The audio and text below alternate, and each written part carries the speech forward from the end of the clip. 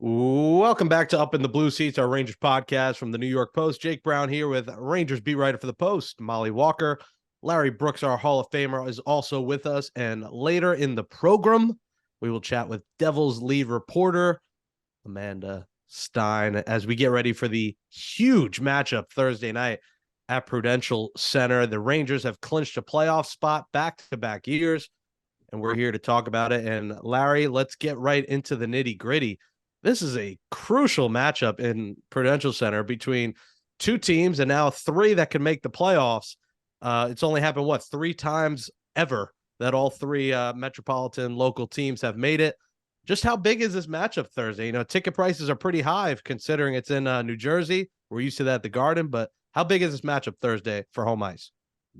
Well, it's critical for home ice. It's not a make or break for either team though, and I think we need to keep this in perspective that home ice is not dispositive. I think that both teams would like home ice. I think both teams, they have a matchup edge on home ice. Although I don't think the Rangers aren't much of a matchup team.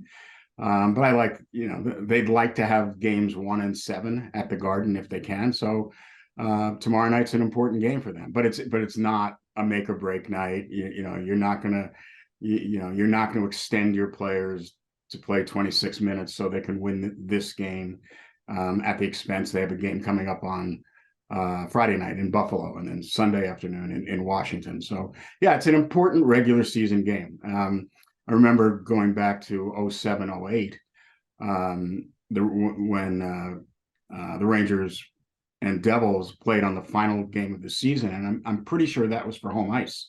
In the first round, they were playing in the first round, and the Devils beat the Rangers in the final game of the season, and the Rangers won all 3 games at the Rock in a 5-game first round. So, I think the Rangers are comfortable playing in Newark. The Devils have been comfortable playing at the Garden for a while, even when they were out of the playoffs. But it should be a really entertaining game, and I think, I think that's the focus really is how entertaining this game should be tomorrow night.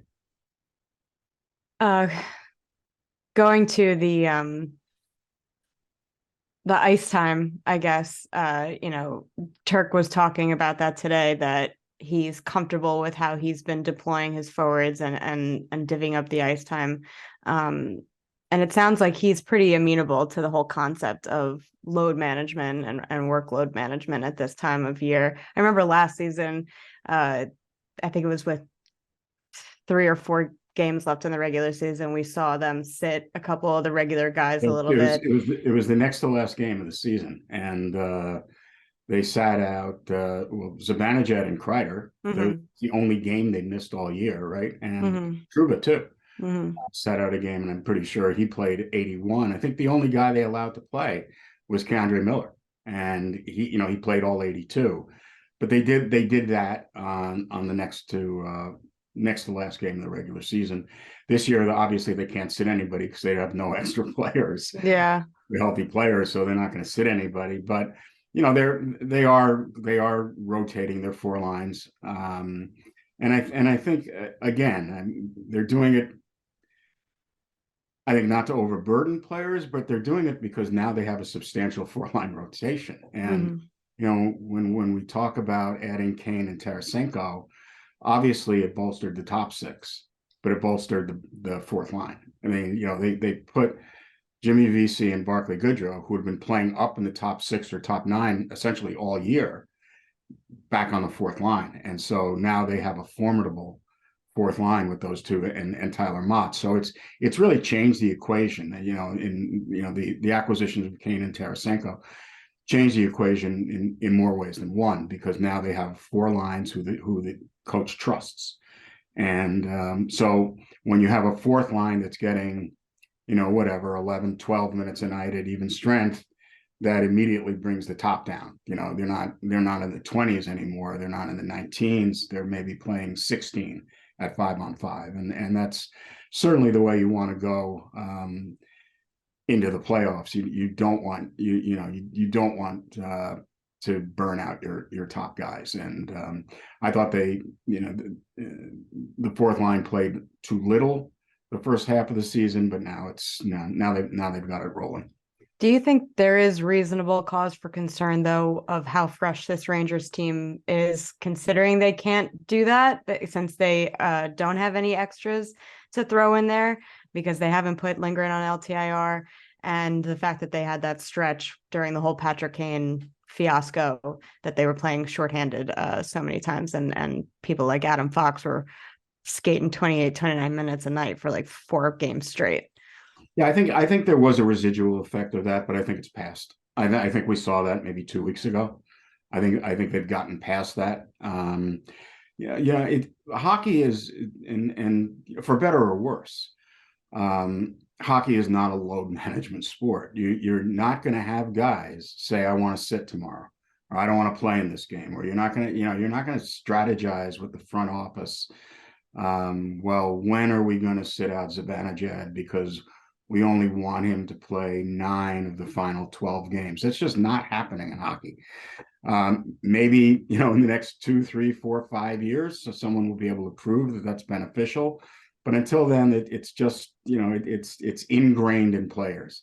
We want to play 82 games. It's an 82 game schedule. We want to play 82. So I don't know. I think if a forward comes up with a nagging issue, then it might be, then it becomes something that management's going to have to deal with. As I understand it, if a forward were to go down right now, they'd have to play a game short before they could get into the emergency situation, which is not beneficial for anybody at this point. So I think they're going to be careful with how they deploy their players, even to the point where I was just talking with Jake about the importance of this game in New Jersey on Thursday. And it's an important game, but they wouldn't extend a player in order to win that game when you still have the entire season ahead. And that's what it is. The entire season's ahead of them. So let's get into Ryan Lindgren. There's a couple different layers here where we can start, but I think the number one thing and the number one question that a lot of fans are wondering, and you and I have been wondering, is why the Rangers haven't put Lindgren on LTIR. We can't really figure out why, but if you had to hypothesize why, what would you say? And I guess I don't even know how to phrase it, but does Lindgren need to play a couple games before the playoffs start, or would it be in the Rangers' best interest to just leave him alone until the real games start? Well, if he's healthy, if he's healthy, there's no reason for him not to play. If it's questionable, there's no reason for him to play. I'm not sure. Look, I kind of get. Listen. I do understand why they didn't put him on LTI right away, and even in the week or two after, because it's clear that they thought that the rehab was going to take maybe 2 weeks, and I think they expected him to be back for the trip where they played in Montreal, Buffalo, and Pittsburgh. That's the way it tracked. That's the way it seemed to track. That's when he started skating in pairs at practice, and he was in a game day skate on the road, right, and skating with Fox or the day before. So obviously, there was a miscalculation. That's fine. I mean, shoulder is a shoulder, and if you think it may take 2 weeks and it takes a little longer, that's just it. Plus, there was the confusion with the league on what the league was going to allow them to do and what benefits the league was going to allow the Rangers to participate in if Lindgren went on LTI. It's still not been explained, but I think that was hanging over. I'm not sure now. I'm past that. But after he came back and tweaked the injury in the one game he played, now I'm not sure why they didn't put him on LTI. I'm just don't get that.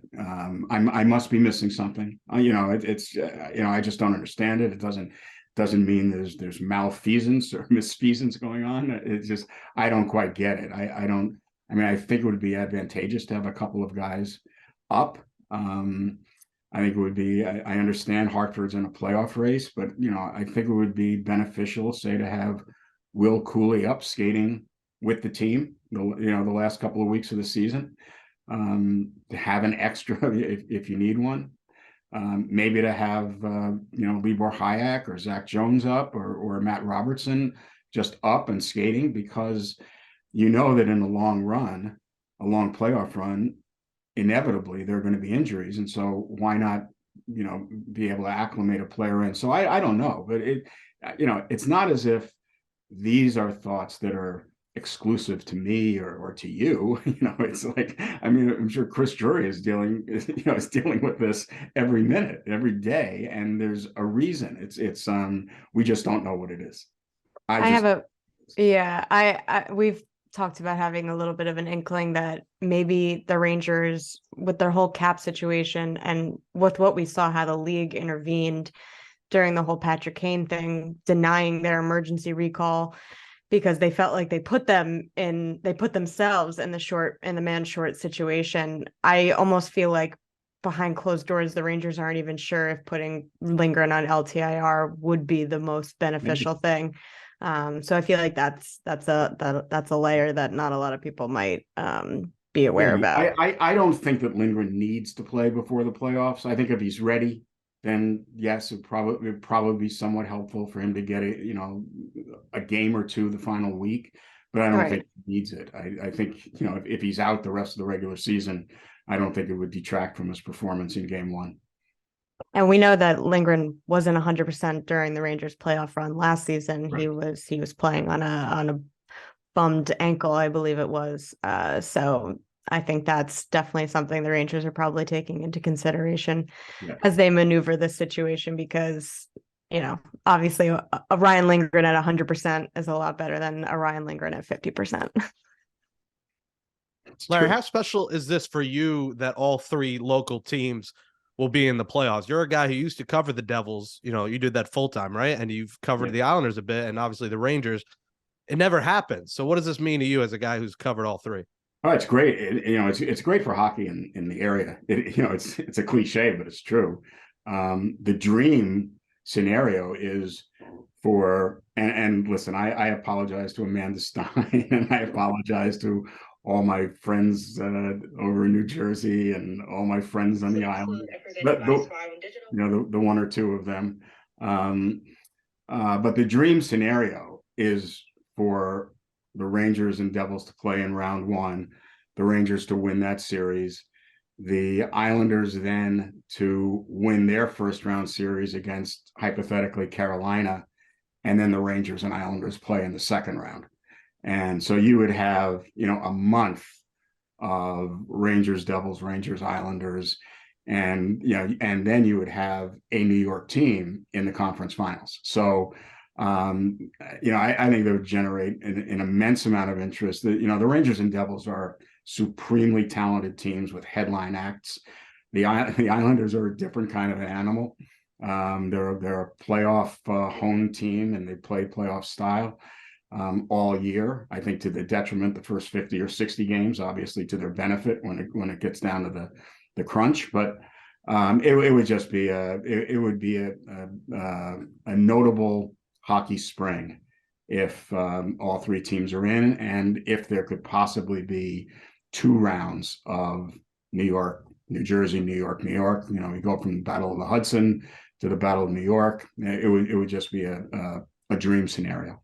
It'd be great for both of you too. Little travel. We need a carpool karaoke series between Molly and Larry.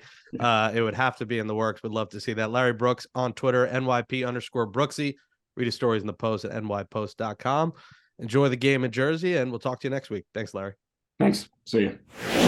All right, we're back up in the Blue Seats podcast. Jake Brown, Mollie Walker here with a rare Devils guest. Now, we've had Ken Danico on the show, of course, but now we bring on Devils lead reporter, NJD.TV. This should be sponsored by Ben's Deli. We got 3 Jewish people on one podcast. I feel like I need a side of pastrami with me right now. Let's welcome in Amanda Stein. Amanda, welcome to the show. How are you? I'm fine. I'm no Ken Danico, but I'm fine. So thank you for having me. I appreciate it. You're a close second here. Jake, you forgot the most important identifier for Amanda Stein is the best handwriting in the league. Number one. Thank I you. mean, when did you realize you had a talent for that? And then people absolutely loved it. It's really funny because I went to an all-girls school my entire life. I'm from Montreal, back in Canada. And it was just like something that we did. Like we had like handwriting competitions, but I never thought mine was like anything other than like normal. Yeah. And then really where it started for me, I covered the Montreal Canadiens for 7 years before I came to New Jersey. And I just realized like we were sitting at morning skate and like everyone was like so fast to tweet out the lines. And this is like really when Twitter was like really starting to take off. I was like, it was like boom, boom, boom. Everybody had the exact same tweet over and over again. And so I was like, especially in a market like Montreal, I'm like, well, how am I supposed to like stand out? Like, how am I right. compete with these people who have been on this beat for, 40, 50 years. Like, right? So I was like, oh, I'll give this a try. And so I wrote it out and I kind of like framed it nice with the hockey in the background. And I swear to you, it has taken on a life of its own that I never, like, I didn't even think about it. But now I like feel immense pressure. Yeah. Like I feel immense pressure to deliver. I absolutely love it. It's the most aesthetically pleasing thing I think the NHL has to offer. So a whole lot of it too. Yeah, I know. Well, we'll get right into it. I mean, all right, I'm going to ask you to turn back time for a second. Training camp. What was the vibe in the Devils locker room? What quotes stick out to you now just before this unbelievable season that they had?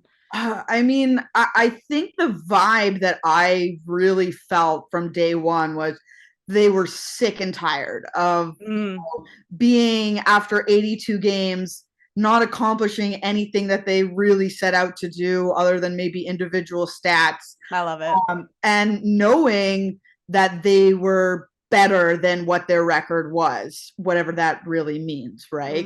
You are your record. But that to me really stood out, the like anger in a sense, like a positive anger that like, we don't want to go through this again. And I remember like Nico Hischier, the captain, like when he first came out during training camp, and he's like, we are a good team. Our time is now. And like, we're doing it. Those don't like that was the exact quote, but like the message that he gave. And really from day one, actually that's not true because the first 2 games were pretty disastrous. Two games. Yeah, the first 2 games were incredibly disastrous and very scary, I think, like around the room and the vibe of, oh my God, like not again. Yeah, exactly. Yeah. Like, is this happening again? And game 3 they win, and then from then on it, especially their road record, just everything sort of turned out as it should. But certainly it was a sick and tired feeling knowing they were more talented than what they had produced,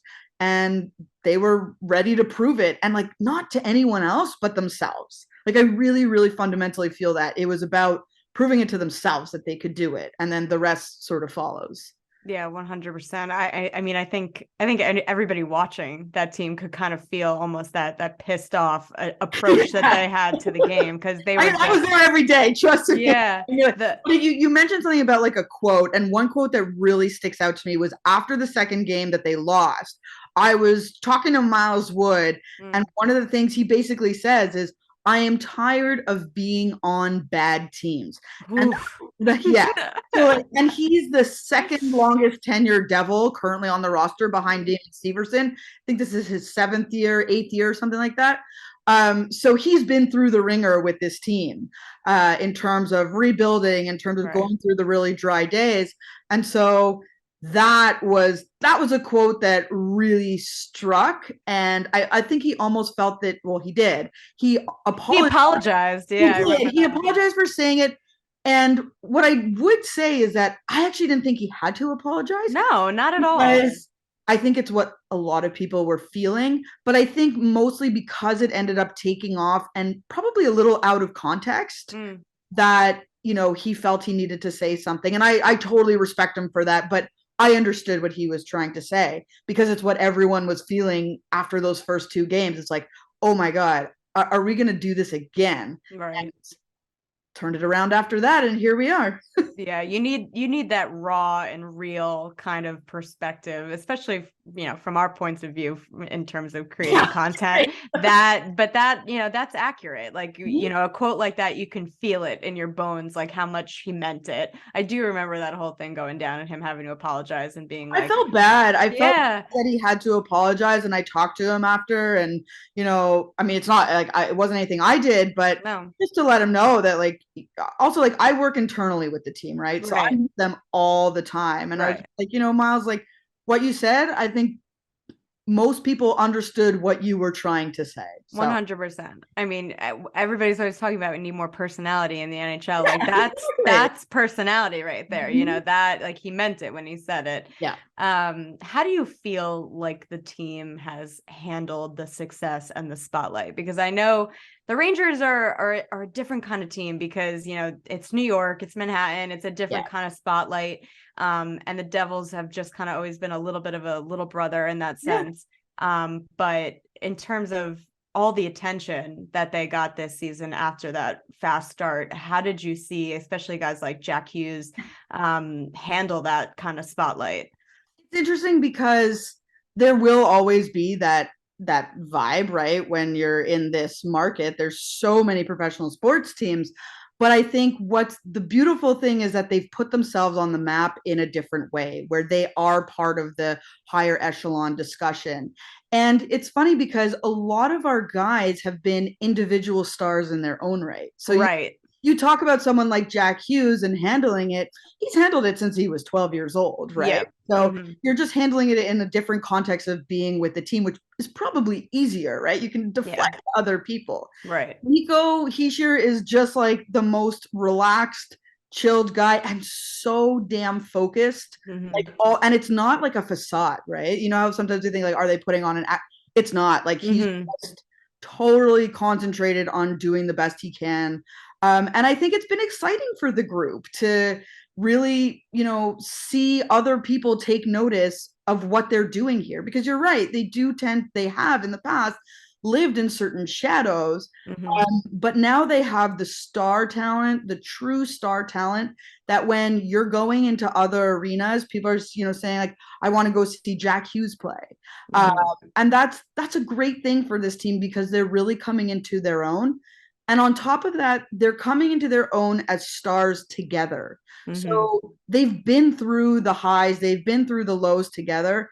And being in the locker room a lot and just being around them a lot, what's so interesting to me is how they really do feel like they are all very good friends, because they're all around that same age and going through the same thing. So it's awesome to see. I'm just like, I'm happy for them because I think they deserve it, and they've played second fiddle for a long time. And going on a 13-16 game heater, as Jack said, it's gonna make people take notice. And I think where you see that the most is the coverage that we get in Canada.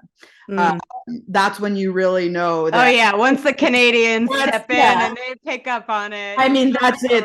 That's when you're really on the map, and you made it. Exactly. And for me, I couldn't be more proud of this group. I've been with Nico Hischier since day one. His first year was my first year with the franchise. So I've seen these young kids, which they're kids, come into this league and go through some really hard times and embrace what's going on right now. But like with this crazy focus that I don't think I'd ever be able to have. Like, I'd be like, determination. Yeah. Amazing. Like, we're awesome. But like, as much as I try and get them to say those things, they won't. And it's not fake. It's not like being a calculated athlete. I really truly believe that a lot of these guys, that's just how they are to get the job done. I love it. I feel like for the Rangers last season, the conversation going into the playoffs was always centered around lack of experience. Do you feel like the Devils have run into that, and what's their attitude toward that notion? Oh yeah, absolutely. Like, particularly in the especially when a team is doing bad, it's easy to say like, oh, lack of experience. But what I've always said to people in interviews that I find so unique about this group is they're so young, but they don't lack experience in a way, right? Like, a lot of these kids have come into this team from the time they were teenagers, whether it's Dawson or Nico or Jack. I mean, the list goes on, right? So they have a lot of experience for their young age. But I think that there's also another level that you have to learn when you're in this league to win at the next level. And that's why you bring in players like an Andre Palat, an Eric Haula, who, reminded me the other day, he's never missed the playoffs in his entire career, which is just that's crazy. That's awesome. It's insane. But, that is also really important because he's never won either. And so that type of drive and that sort of type of message, be like, hey guys, like, I've been in the playoffs every year of my 10 or whatever it is year career, and I haven't won anything yet. Like, we have to drill down and be focused. So I think they're really young. They're inexperienced in some ways, but really they have been through a lot. Now, the big test is coming up after these final 8 games, right? When you do enter the postseason, it is a different beast. And I think we're starting to see that in the last couple of games. Just the way a lot of these desperate teams for points have been playing them. So it's a good lesson early on, but I think what you do is you build up your young core like Tom Fitzgerald has, and then you bring in the little pieces, whether it's, Andre Palat is the big piece there, right? He's the only Stanley Cup winner in the room. And so they have a different type of experience, but there is that lack of playoff experience, and that's why you bring in guys who have been there and done that. There was a comment that Mike Rupp made. I think it was when we had I know he's the best. When we had him on this podcast recently, and we were talking about the topic of, playoff experience and that kind of stuff. And he said something to the effect of like, Jack Hughes is not going to back down just because the stage gets bigger, or the lights get That's brighter. when he ups his game. Exactly. Right? Jack Hughes, then the arrogance that he, but in a good way, though, it's the arrogance that he has, that he is just going to, he wants to win so badly. Yeah. I need to cut you off, but no, he wants to win so badly. And I think that, we have such a negative connotation around the word arrogance. But it's not, especially when you're an athlete, that I would imagine. I'm no athlete, but I imagine that's what takes you to the next level, right? And that's what makes you great. That's what makes you great. And that's what you want in players. So if that means being a little arrogant, who cares? Because I don't actually consider it a bad thing. I really don't. And it does frustrate me when I do hear those things, especially about someone like Jack. I'm like, yeah, but he's incredibly talented, and he's a 40-goal scorer at 21 years old. What did you accomplish? Right. That's sort of what it feels like sometimes.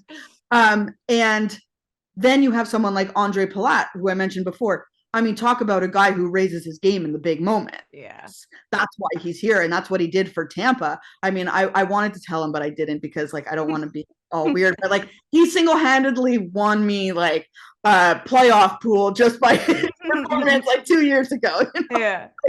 So that's the really but I'm glad you feel the same way about the word arrogance, because I think that's what makes athletes successable. Yeah, no, let's stick with Andre Palat there for a sec, because when they got him, I loved that for the Devils. I really, really did. Because I just, if at least for as long as I've been covering the league, the Lightning were the cream of the crop, just the team that everybody was modeling, their path off of, looking at, the struggles that they went to then getting to become back-to-back Stanley Cup champions. Yeah. What has Andre Palat brought to the team on and off the ice? It's interesting because he did miss a giant chunk of the season when he had his groin surgery right at the beginning. And I imagine for someone who's changing teams for the first time after having been with the team for 10 years, that integration process can be hard enough as it is, just sort of adapting to your new surroundings, but then you're injured and not part of the, everyday activity. But he's just been he's quiet. He's quiet and he does his thing and he drags people into the fight. And I think what makes him such a versatile guy for this team is, especially let's say if he's playing with Jack, which he doesn't all the time, but he certainly has, he's the guy that's going to create that space and do the dirty work and really be responsible defensively just in case Jack isn't, right? Because Mhm. Jack is so, centered on what he's doing, no pun intended. Mhm. So I think that's a huge asset. And the guys just like, anytime you talk about him or like ask about him, they just say, he's a winner. He's a winner. He's done it. He knows what it takes. And yes, it's cliche, but in cliches, there can also be truth. And recently when he played the Lightning for the first time, we had this back-to-back weird, we played them 3 times in 6 days. I had a chance to go talk to Steven Stamkos, Victor Hedman, and Braden Point, who all, seen his trajectory. And he said, and they all said, like, if he's not going to be on our team, which we wish he still was, that is the perfect person to help bring the New Jersey Devils and what they're doing to the next level, because that they all said he is a warrior. And one of the things that Lindy Ruff said, which I had never heard a coach say this before, when we went back to Tampa, they had this incredible video, like scoreboard video, and absolutely everyone stopped to watch it on both bench and both coaches. That doesn't always happen. Yeah. And post game, he said to me, I want to go back and watch that video again. And I want our players to watch that video again to really understand, if they don't already, which they do, who we have as a player in our locker room. I have like goosebumps saying it. I think that that's really significant. I really do. 100%. I like to look at it like everybody looked at that Tampa team and everybody just wanted to pluck a little piece of it. Like the Rangers went and got Barclay Goodrow, locked him up for 6 years, That's what they did. Exactly. Yeah, it's like all these little pieces. Yeah. And to me, like, I mean, it can't be boiled down strictly to this, but when I see Tampa having the struggles that they've had this year, because we've expected so much from them there had to be a drop off at some point. Yeah, there has to be a drop off at some point. And I think part of that is losing players like Pally. I really, really do. Selfishly, I think that that's the reason. 100%. No, I couldn't agree more. All right. So I guess last question for me. Who is your player to watch from the Devils in the first round? Oh, gosh. Pick one. Yeah, I mean, it's a hard one because there's so many options, and what's so unique about this team, maybe unique's not the right word, but what's so great about this team is everyone has really bought into like what their roles are, right? And like really try and play them to a T. I would say Dougie Hamilton. Like what he's done this year is like incredible when it comes to, he's put himself in the Devils record books within 2 years of being with the franchise, and 19 goals, career goals, points, assists, like across the board. And I'm really interested to see what he becomes in the postseason. And then on that same level, because I'm not going to play by your rules and I'm going to pick 2 people. I mean, to me, the obvious one is Jack. That's for me too. I just can't wait to see him on that stage, in that element, on that atmosphere. Yeah, but what is so interesting to me about what we're about to experience is how many people have said like, oh, well, Jack's small and, you can bump him off the puck. And he is a smaller guy, but he's one of the best skaters in the league, that he can, dodge a lot of those. So I'm really interested in seeing how he excels in the playoff environment and makes that happen for himself, because he's such a driven kid. So I picked 2 players, but I'm defying your rules and picking 2 players. Exactly. Are you ready, Amanda, to duke this out? Like, are we going to throw hands here in the first round? I mean, it's on. Let's do this thing. I mean, look, like the exciting part is that we all get to hang out together, right? Yeah. That's the best part about it. But, and sleep in our own beds, just like the players. That is like the ultimate best part about it is whoever comes out of this series, and I'm, obviously I hope it's New Jersey, but whoever comes out of this series, I truly believe will have a massive advantage without that travel element to it. I mean, Molly, like you travel a lot. I travel a lot. And like we travel differently because like you have the stress of like traveling commercial, right? I'm incredibly fortunate that I don't have to deal with that, but we both understand like how exhausting it is. I think that that's something that people don't. No idea. They don't. No idea.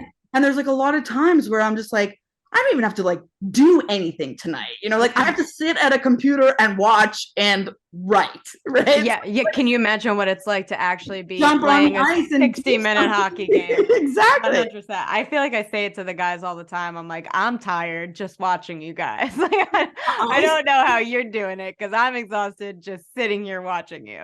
I say it all the time too. So you're definitely not alone on that one. But yeah, it's like it's really a real thing. So I think that that's going to be, again, whoever comes out of this series, like the way things are panning out, like there's going to be a lot of travel for a lot of first round teams, except for what looks like a collision course between the Devils and Rangers. So I think it's going to be an added asset, not just for the players, but whether it's you or me.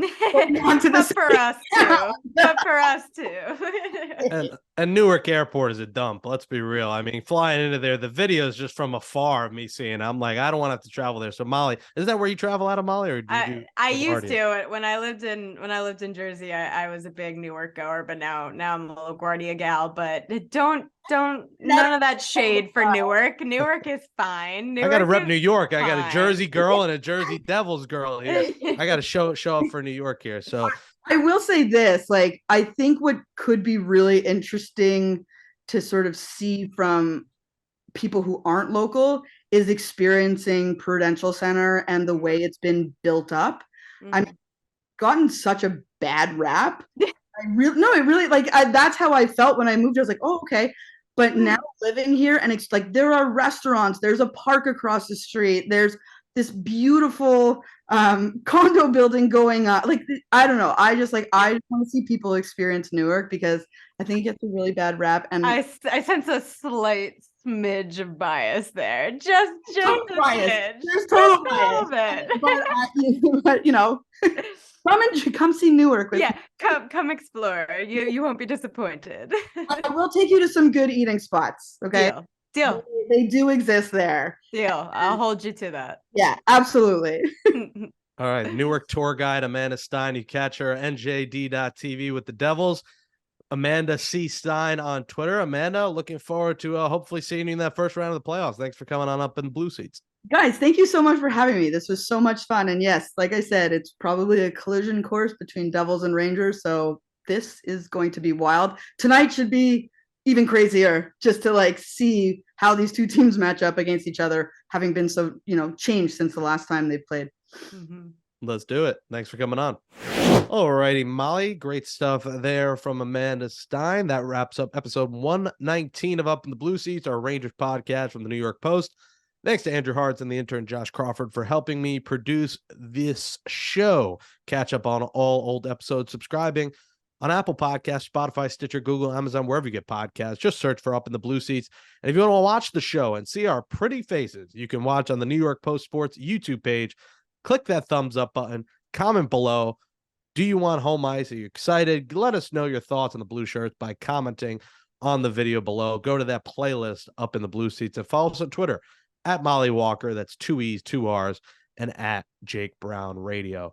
Carpool karaoke. Can you please film? Like, is Larry playing Rolling Stones and you're playing Olivia Rodrigo? What's the playlist on the ride to New Jersey consist of, Molly? Listen, Larry's in the driver's seat, so Larry gets precedence over what we're listening in the car. It's a lot of, like 60s on 6 serious radio. 60s on 6 has some bangers. That's not a bad one. It's all right. I'll take it. The company is what matters, and we always have a good time on our road. Well, people talk about that dynamic of like it's adorable, you and Larry, like the wisdom that he brings to you. Like you must have learned so much, falling under his wing these last couple of years. I imagine about hockey and about life, right? Oh yeah, I try to act like a sponge when I'm around Larry and just try to absorb everything that he's ever told me. Obviously he's one of the best to ever do it in the business, and I consider myself to be extremely lucky to get to learn from him. Well, maybe after the game, get some matzo ball soup from Mama Walker, stop at the old home in Jersey and enjoy the game. It's going to be a great atmosphere, and hopefully we get it for the playoffs. 7 games, stay local, no flights for you. Life would be good. Life would be grand. We'll be back next week for another episode. Just a couple more left until we take you to playoff hockey. Thanks, everybody, for listening to Up in the Blue Seats. Enjoy the game in Jersey, and we'll talk to you next week.